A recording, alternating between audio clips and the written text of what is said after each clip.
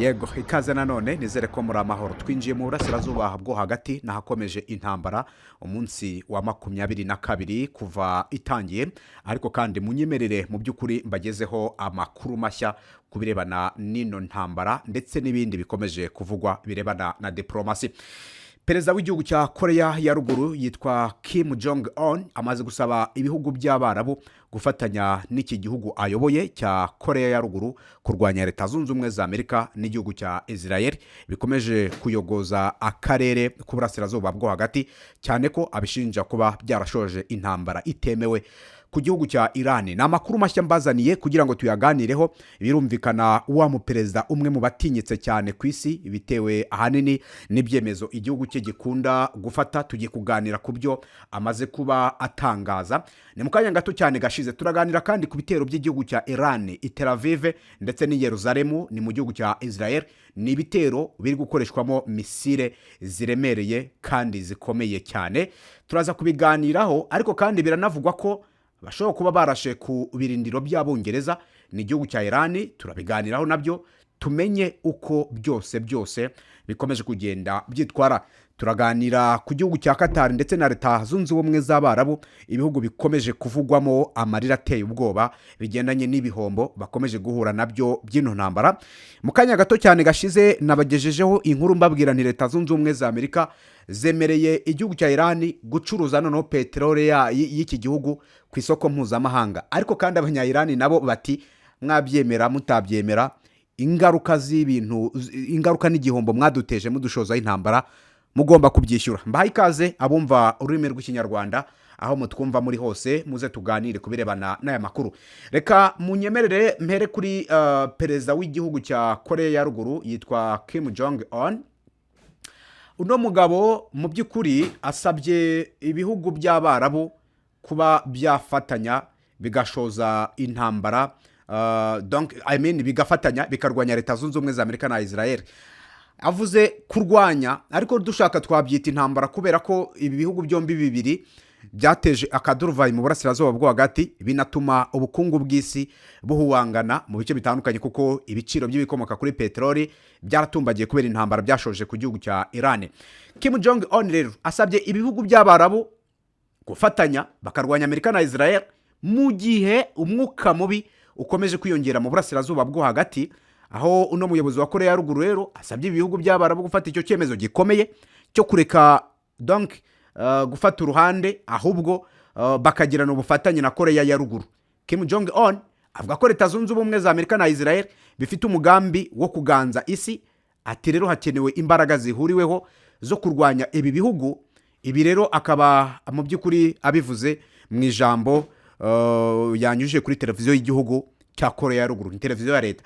Hanyuma rero haribazwa ngo ibi bizahindura iki mu mubano mpuzamahanga? Ibise bizahindura iki? Abarabu bazabyemera byo? Hakibazwa byinshi bitandukanye.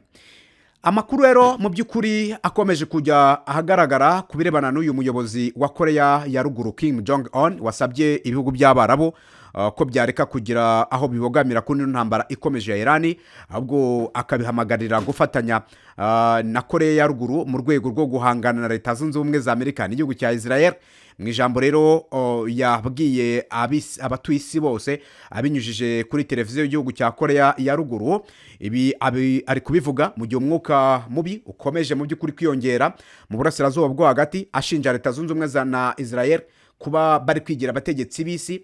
Mu magambo ya Kim Jong Un rero yagize ati ibihugu byifuza kwigenga no kwirinda igitutu cya politike gituruka mu burengerazuba bw'isi bikwiye gufata icyemezo cyo gufatanya na Korea ya ruguru.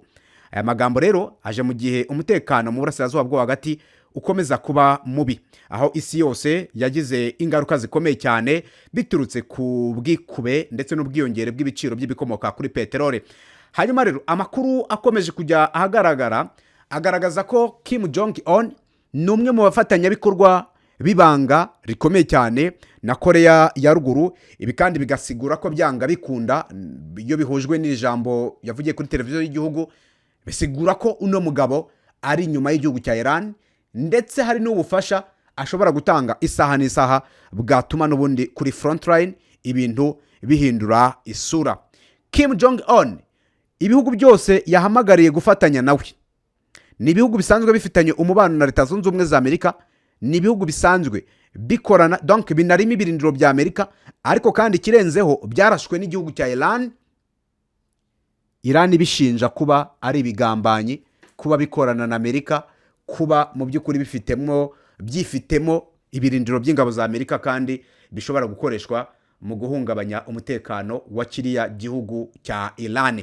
Kim Jong Un rero ibyo byose abihamagariye kuba byaza bigafatanya nawe mu bikorwa byo gukomeza kurwanya Leta Zunze Ubumwe za Amerika yigize polisi w'isi, inakomeje mu by'ukuri kugaragara nk'ishaka gutegeka isi yose muri rusange.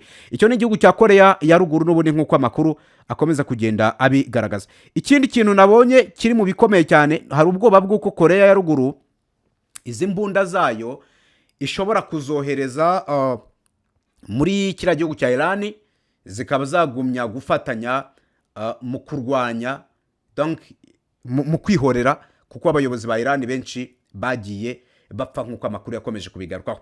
Kugeza ubu rero amakuru ahari ku birebana n'intambara cyangwa se ku birebana n'imirwano ikomeje gufata indi ntera, igihugu cya Iran cyongeye kurasa kuri Tel Aviv na Yerusalemu ku munsi wa 22 w'ino ntambara, ariko kandi bakomeza n'ibyo bikorwa twakwita ibyo kwihorera.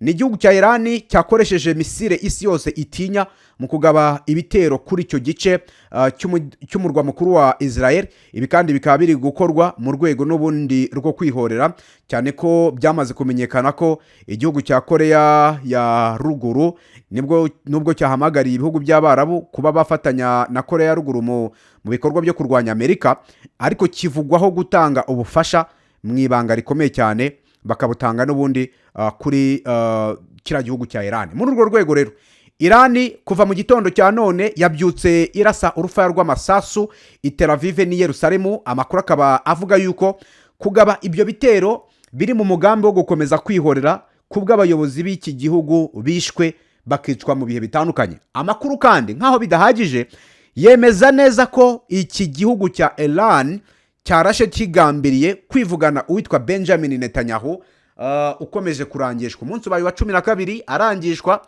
ntaragaragara mu ruhame uretse video zikorwa n'ubwenge bukorano ziza zikajya hagaragara ati nguyu zikamupresenta, ariko ntago mu by'ukuri aba ari we wanyawe. So icyo gitero cyari kigambiriye kumuhitana no gukora ibikorwa bigamije kwihorera. Ni igihugu cya Iran kitarashe i Tel Aviv gusa, ahubwo bivuga ko cyongeye kurasa muri Leta Zunze Ubumwe z'Abarabu. Kugeza ubu muri Leta Zunze Ubumwe z'Abarabu mu mijyi ya Dubai na Abu Dhabi, kugufata uri mufata amashusho yaharashwe ni icyaha gihanishwa igifungo cy'imyaka 5. Iki gihano kirasa neza n'iki Tel Aviv hara mu gihugu cya Israel. Ntago barashe muri Leta Zunze Ubumwe z'Abarabu gusa, ahubwo bongeye no kurasa i Doha mu gihugu cya Qatar, bongeye kurasa rwa ruganda rutunganya gaza, ariko noneho igihugu cya Qatar cyo gifite ubwirinzi bw'ikirere bwabashije kuburizamo ibitero bya Iran hariya i Doha muri Qatar, ndetse amakuru akaba agaragaza yuko igihugu cya Iran kuri uyu munsi wa 22 w'intambara banarashe muri Kuwait, banarasa muri Iraq, banarasa mu gihugu cya Bahrain. Ibi ni ibihugu bongeye kurasa mu by'Abarabu n'ubundi muri rusange. Haribazwa ngo Iran kikomeje gukoresha imbaraga z'umurengera. Igihugu cya Leta Zunze Ubumwe za Amerika kikaba cyatangaje ko mu gihe cyavuba cyane bari buze guhagarika ino ntambara. Ese biraza gukunda? Baraza guhagarika intambara cyangwa biraza gukomeza kunanirana? Iyo byose ni ibihari bikomeza kugenda mu by'ukuri byibazwaho n'ubundi muri rusange.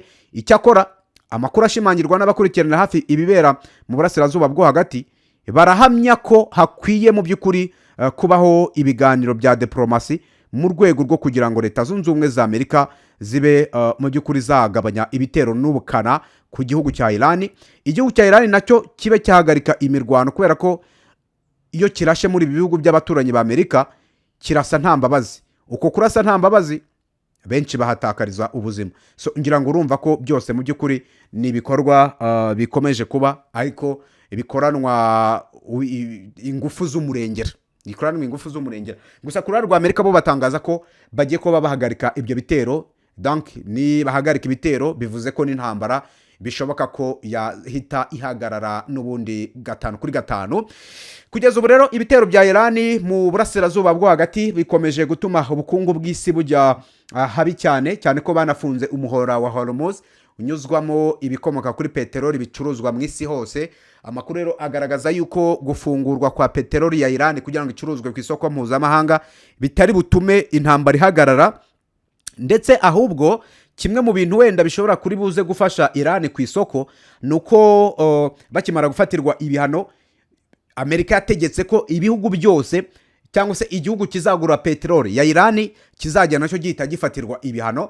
Abashinwa rero bo bifitiye ubushobozi donc nibwo bari babonye amahirwe yo kugura peteroli ya Irani, kubera ko igiciro cya peteroli ya Irani cyagombaga kujya hasi kubera ko bafatiwe ibihano, hanyuma abashinwa bo bakagura peteroli ya Irani ku giciro kiri hasi.